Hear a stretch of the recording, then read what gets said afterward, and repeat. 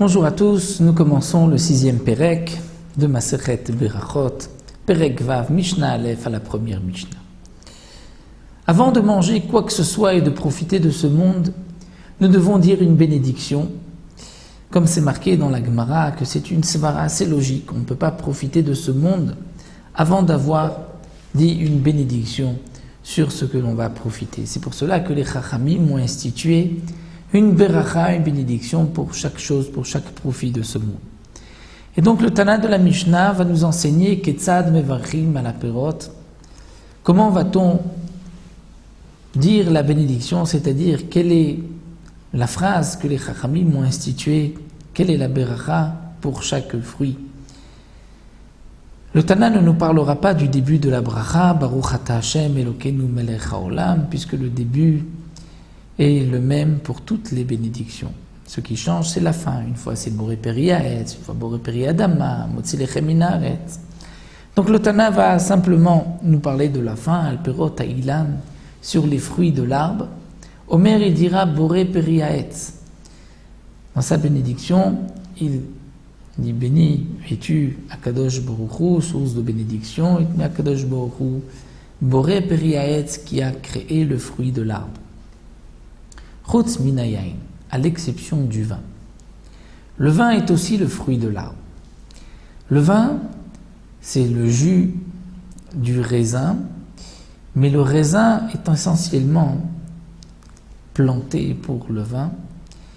Et donc, normalement, théoriquement, on aurait dû, pour la bracha du vin, on aurait dû dire aussi Boré Peri Haetz. Dire le vin, ce n'est pas comme les autres jus de fruits, puisque sur un jus d'orange, bien que sur l'orange on dit Boré Peri Haetz, sur le jus de l'orange on dira Shehakol. Mais pour le vin, on aurait dû dire Boré Peri Haetz. Malgré tout, les Chachamim ont institué une beracha particulière parce que le vin est important et chachouv. Et donc à la yain ou Omer, sur le vin il dira Boré Peri Hagefen. Kadosh Baruch Hu a créé le fruit Hagefen de la vigne. Valperot haaretz, sur les fruits de la terre, non, cette fois-ci Alperot haaretz, Omer il dira Boré Peri Adama, Shem qui a créé le fruit de la terre. Chutz minapat, à l'exception du pain. Le pain provient du blé, des céréales, donc on aurait dû dire aussi Boré Peri Adama.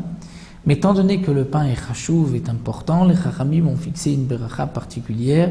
Donc à la pâte Omer, sur le pain il dira Hamotzi lechem min haaretz. Tu es source de bénédiction, toi Hachem qui fait sortir le pain de la terre. Donc qui a fait sortir, dire au passé, Hamotzi lechem min haaretz pour le pain. Vala yirakot, et sur les légumes, Omer il dira Boré Peri Adama, c'est le fruit de la terre. Mais Rabbi Yehuda n'est pas d'accord. Rabbi Yehuda dit Boré miné deshaim. C'est-à-dire que sur les fruits de la terre, Rabbi Akiva fait la différence. Il y a différentes catégories, si on peut dire, des fruits de la terre. Il y a des herbes, il y a des graines. Pour Rabbi Yehuda, il faut bien distinguer entre chaque espèce. C'est pour cela que d'après Rabbi Yehuda, on dira Boré miné deshaim. C'est-à-dire sur les légumes, on dira Boré miné deshaim, Dieu a créé les sortes deshaim d'herbes. Et ce n'est pas comme les fruits de la terre. Sur les autres fruits de la terre, là, Rabbi Yehuda est d'accord qu'on dira Boré Peri Adama. Le Barthénora rajoute que ce qui est marqué que sur les légumes, on dira Boré Peri Adama, c'est uniquement les légumes qu'on a l'habitude de manger crus